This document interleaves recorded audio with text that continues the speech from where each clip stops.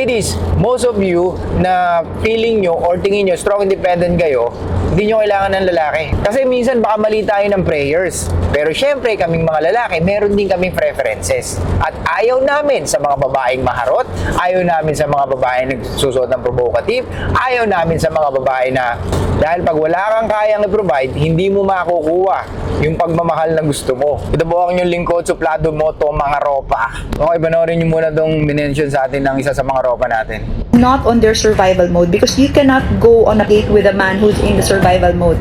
Kasi yan yung man na pag nagbibigay sa'yo ng konti, ang dami nang hihingiin sa'yo, mag-50-50 sa'yo, ultimo parking, sisingilin ka pa at sa gas. Diba? You want a man who's a gentleman, who's, whether it's you or whether it's another woman, they just want to be able to show leadership and be able to provide. Basic lang naman yun. Hindi naman yun, they're not buying you a house and lot. Okay, so ibig mo sabihin, hindi gentleman pag hindi kaya mag-provide? So ibig sabihin, ang pagiging gentleman nakabase sa mga kaya niya i-provide. Yun ba yun? So, ibig sabihin, by definition, ang lalaking walang kayang i-provide ay hindi gentleman or walang kwenta. Oh! Tingnan niyo mga ropa, ganito sila mag-demand sa mga lalaking gusto nila. The question is, ano bang alam nyo sa relationship? Ano bang kaya nyong ibigay sa relationship?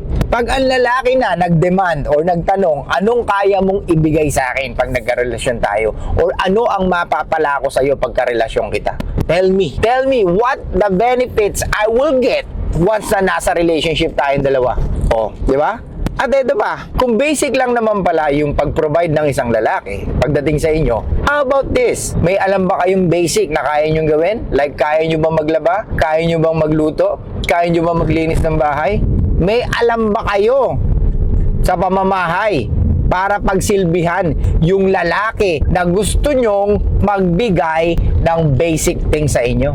And I don't think na yung mga lalaki na nasa survival mode ay magde-demand ng 50-50 sa inyo. Actually, sa inyo nga nang galing yung salitang 50-50. Ang lalaki, bata pa lang, binibuild na yan ng kanyang mga magulang or ng society na dapat may ma-provide ka, na kahit walang matira sa'yo, kailangan ibigay mo, ropa. Ganyan tayo tinuruan ng mga taong nakapaligid sa atin, ng society, ng mundong ito, na pag lalaki ka, kailangan meron ka na po-provide. Dahil hindi ka mamahalin ng babaeng gusto mo, kahit gaano ka kagwapo, gaano ka katangkad, gaano kaganda ang katawan mo, kung wala kang kayang i-provide, pwedeng yung babaeng gusto mo mapunta rin sa iba, di ba? So pag ganito mag-advise ang babae sa kapwa niya babae, I don't think na magkakaroon ng magandang relationship ang isang babae sa isang lalaki. Kasi nakikita ko dito is only one-sided. Ang gusto ng mga karamihang babae, makahanap sila ng lalaki na magpo-provide sa kanila, tama? But the question is, what can you bring to the fucking table? O may mga babae sasabihin, I'm the fucking table. Okay, anong kaya mong gawin? Anong benepisyo makukuha ko pagka-relasyon kita? Di ba? Since ganyan ang demand mo, kung sabihin namin sa inyo, ladies, ayaw namin na may anak, for sure, magagalit kayo, di ba? Sasabihin nyo na naman, misogynistic. Sasabihin nyo na naman, hindi gentleman. O sasabihin nyo, ang pinakalagi nyo sinasabi, ay, wow, princess. O, di ba? O sasabihin nyo pa, ano ba yung sinasabi nyo madalas? Skincare reveal naman. Pag nagsabi tayo ng mga criteria na hinahanap natin sa mga kababaihan, aba, eto na sila. Kung ano-ano na sasabihin, na parang sinishame nila yung mga preferences mo. Na parang bilang lalaki, parang wala kang karapatan magsabi kung anong gusto mo. Di ba? Isa-shame talaga nila yon. Sasabihin na, napaka-misogynistic mo, porket may anak, ayaw mo. Bakit? Sino ka ba? Gwapo ka ba? Artista ka ba? Mayaman ka ba? Bawal magkaroon ng preferences pag lalaki, ropa. Kaya ingat-ingat sa pagsasalita dahil ang mga babae these days are very combative, di ba? Very delusional, very entitled. Nakakala nila they deserve fucking more. The question is, why you deserve more? Paano mo nasabi na you deserve more dahil babae ka? At paano mo masasabi na ang lalaking nasa survival mode ay magiging pabigat sa'yo? Di ba?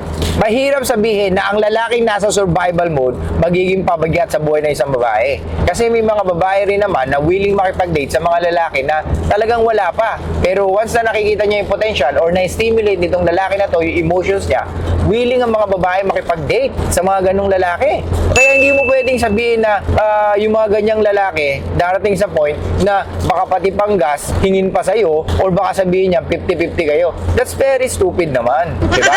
I don't think na ang lalaki gagawin yung mga ganong bagay. And I don't think yung mga ganong lalaki gugustuhin na makipag 50-50 sa inyo. Kasi kaming mga lalaki, binild na kami kung ano ang dapat namin gawin or kung paano ang gagawin once na adult na sila. Karamihan ng lalaki or majority ng mga lalaki ni-raise kung paano mag-provide. Sinasabihan sila ng tatay niya, ng magulang niya na dapat paglaki mo, ganito ka, ganyan ka. Dahil pag wala kang kayang i-provide, hindi ka makakakuha ng asawa, Ropa. Di ba? Dahil pag wala kang kayang i-provide, hindi mo makukuha yung pagmamahal na gusto mo. Dahil pag wala kang kayang i-provide, pwedeng hindi mo makilala yung babae na gusto mo at wala kang halaga sa mundong ito.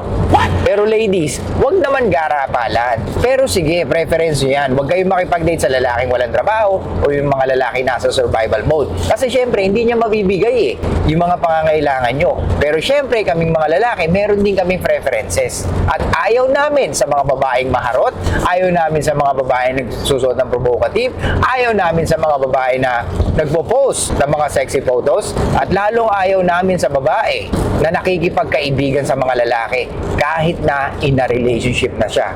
At ito pa, ulitin ko, ano bang kaya mong i-provide? Why you asking na dapat yung lalaki may ma-provide sa'yo? Anong kaya mong i-provide bilang babae sa isang relationship? That's the question. Ulitin ko, marunong ka ba magluto? Marunong ka ba maglaba? Marunong ka ba sa gawaing bahay? Gusto mo ba yung gawain na yon? Kasi kung hindi, kung wala kang alam sa ganon, then what can you provide? Ulitin ko, kung wala kayong alam sa gawaing bahay, anong kaya nyo ibigay sa relationship? Hindi pwede na puro ka demand. Hindi pwede na puro ka lang complain. Hindi pwede na laging nasa isip mo, you deserve more. That's BS. Diba? Kung wala kang kayang i-provide, then you better ask yourself kung ano ang kaya mong i-provide sa relationship before you pray to God na sana bigyan nyo ko ng lalaki magpo-provide sa akin. Diba? Ask yourself.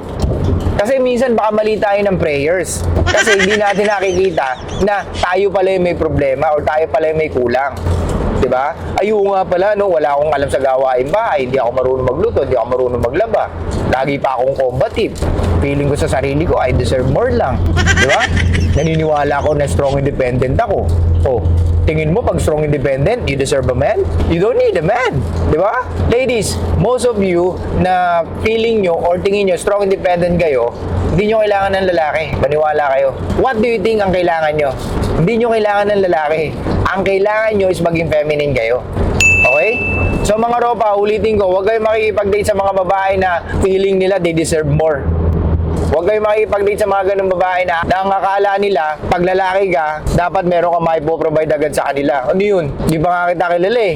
Tapos pag nagbigay ka ng preferences, misogynistic ka. Pag sinabi mo yung mga ayaw mo, controlling ka. Pag binabawalan ka, sabi mo, toxic ka.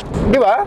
Huwag kayo bibili ng mga ganung babae, mga Ropa. Kaya babae sa babae, women empowerment, di ba? So magbibigay talaga yan ng mga advice na sila lang yung makikinabang talaga. Okay? So guys, thank you so much. I'll see you guys next time. Show love, peace out, and be packing mysterious, mga Ropa.